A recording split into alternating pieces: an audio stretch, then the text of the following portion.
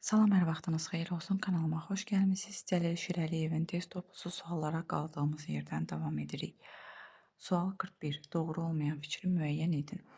A. Amerika Vespucci Amerika adını yeni dünyaya şamil etmişdir ifadəsi yanlış ifadədir. Çünki Amerika Vespucci həmin əraziləri 1498-ci ildə tədqiq edərək buranın yeni materik olduğunu sübut etdi.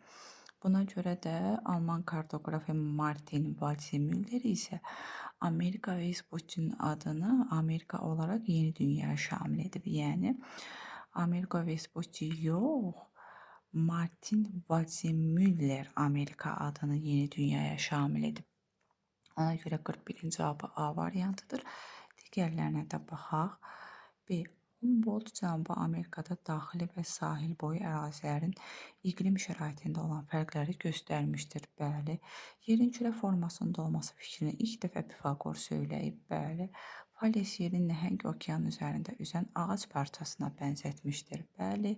Newton yerin kürə deyil, ellipsoid olduğunu söyləmişdir. Bəli, bu da doğrudur. 41-in cavabı A variantıdır. Sual 42.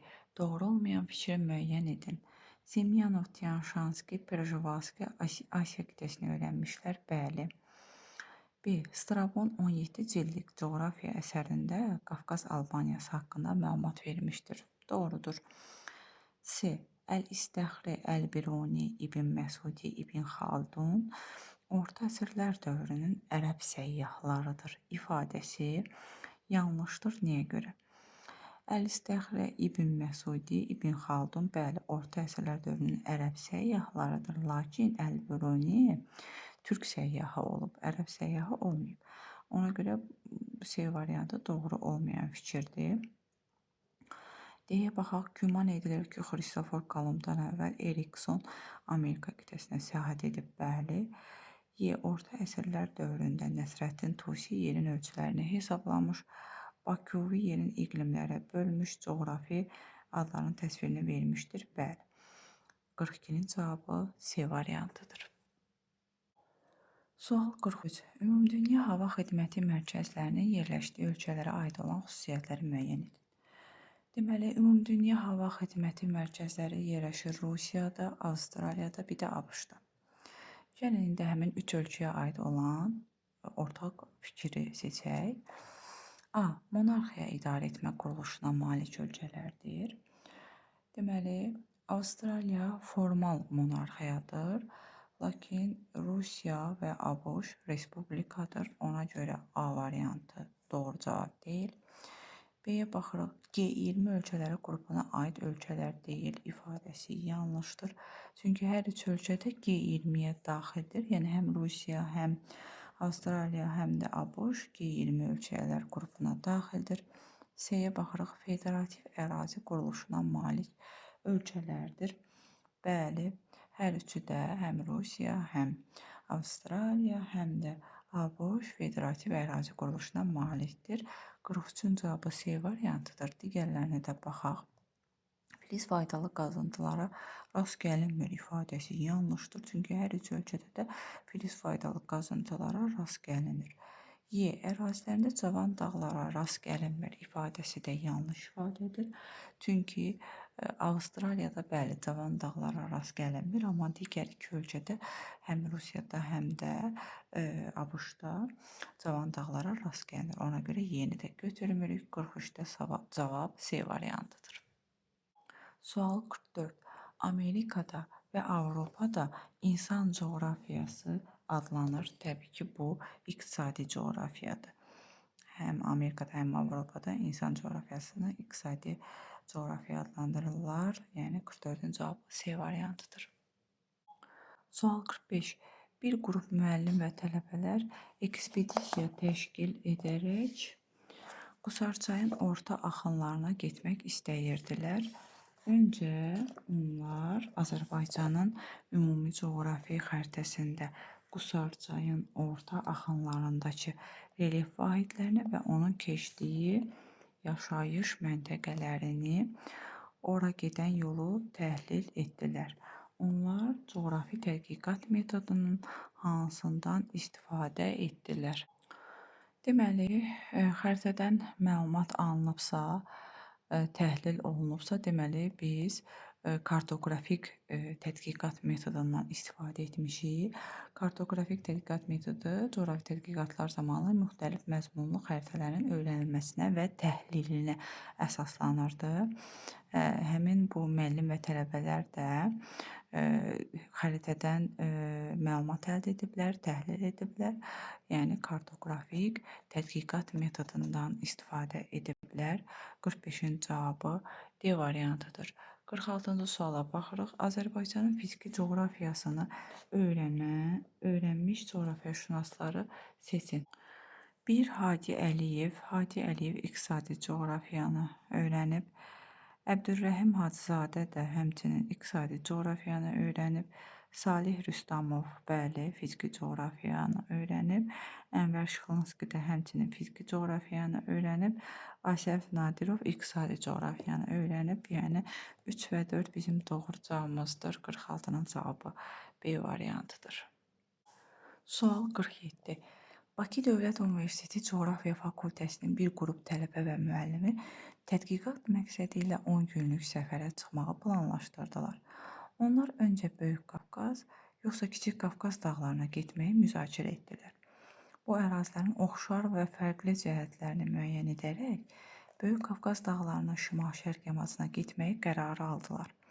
Lakin onlar öncə Azərbaycanın ümumi coğrafi xəritəsində gedəcəyi ərazinin yollarına baxdılar və həmin ərazidə 10 gün müddətində havanın necə olacağını öyrəndilər.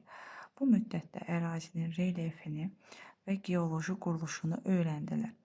Verilmiş situasiyaya əsasən tədqiqatçılar coğrafiyanın hansı metodundan istifadə etməmişdir?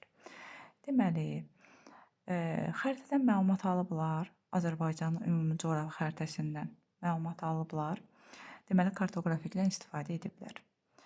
Böyük Qafqazla Kiçik Qafqazı müqayisə ediblər, oxşar və fərqli cəhətlərini müəyyən ediblər, təhlil ediblərsə, deməli, müqayisədən istifadə edilib. Havanın 10 gün müddətində necə olacağını öyrəniblərsə, proqnozdan istifadə ediblər və nəticədə 10 gün müddətində ərazinin relyefini və geoloji quruluşunu öyrəniblərsə, deməli, çöl tədqiqatdan da istifadə ediblər, modelləşmədən istifadə etməyiblər. Modelləşmə nə idi? Real obyekt və hadisələrin modelinin hazırlanması və öyrənilməsinə əsaslanır. Onlar da modelləşmədən istifadə etməyib, qalan digərlərindən istifadə edib. 47-nin cavabı D variantı. Həqiqətən çox maraqlı sual idi, həqiqətən. Çox xoşuma gəlir bu kitabdakı suallar. Cəlil müəllimə çox təşəkkürlər, həqiqətən. İnsan özünü miqdə hiss edir və suallar həqiqətən çox maraqlıdır. Çox maraqlıdır. İşləyərkən insan sıxılmır. Həqiqətən çox bəyəndim. Çox tövsiyə edirəm sizə də işləyin həqiqətən. Sual 48. Coğrafiya elminin vəzifələrinə aid deyil. İdarə edir, izah edir, proqramlaşdırır. Təbii ki, bu səhvdir. 48-in cavabı C variantıdır. Təsvir edir, bəli. Yeni obyektlər layihələşdirir, bəli. C variantı burada doğru cavab deyil, yəni doğru fikir deyil. C-ni 48-ci cavabı C variantı. Sual 49. Uyğunluğu müəyyən edin. Müseyibov, Budaqov və digər coğrafiya şünaslar deməli uyğunluğu müəyyən edək, gəlin. Müseyibov və Budaqov Azərbaycanın relyefini öyrənib, yəni Azərbaycanın geomorfoloji quruluşunu öyrəniblər. Biri aid olacaq A.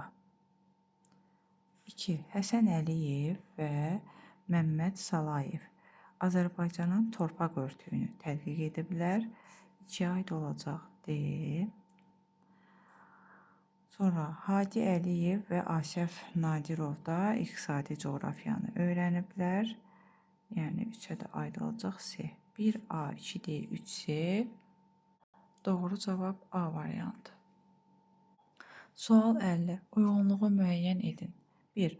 Coğrafi biliklərin ilkin mərhələsi Misir, Çin, Hindistan kimi ölkələrdə inkişaf etmişdir. Bu variantdakılar doğru olmalıdır, bunlar da yanlış. Bir doğru ifadədir. Bəli, coğrafi biliklərin ilkin mərhələsi Misir, Çin, Hindistan kimi ölkələrdə inkişaf etmişdir. Yəni biri götürəciyi doğrudur. Götürəciyi biri. 2. Roald Amundsen'in kəşfi Bellingshausen'in kəşfindən əvvəl olmuşdur ifadəsi yanlışdır. Çünki birlikdə kəşf eləyiblər. Ona görə 2 yanlış ifadə olduğu üçün götürməyəcəyik.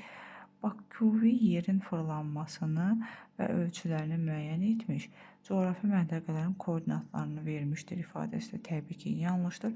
Çünki Bakuvi yox, Nəsrəddin Tusi yerin fırlanmasını və ölçülərini müəyyən edib və eyni zamanda coğrafi məntəqələrin koordinatlarını verib. İndi gəlin bu tərəfə keçək.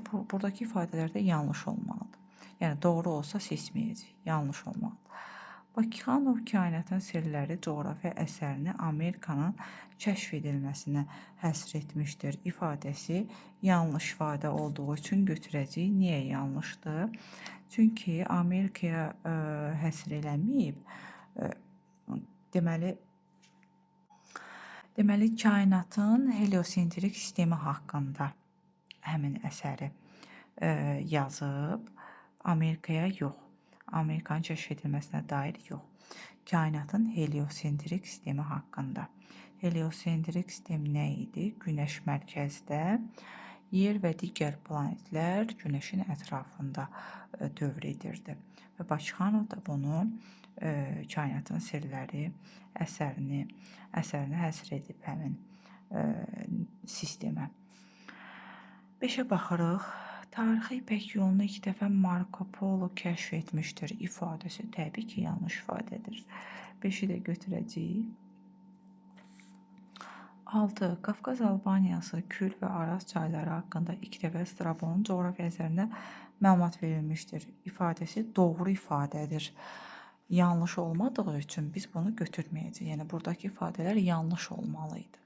Ona görə doğru olduğu üçün biz A-nı, 6-nı götürmürük. 1, 4, 5-i götürəcəyik. Variantlara baxırıq. C variantı uyğundur. 50-nin cavabı C variantıdır. Bu videoluq bu qədər. Gələn test tapşırıqlarında görüşmək üzrə. Kanalımıza abunə olub, videolarımızı bəyənib paylaşmağı unutmayın. Hər birinizə uğurlar arzu edirəm. Sağ olun.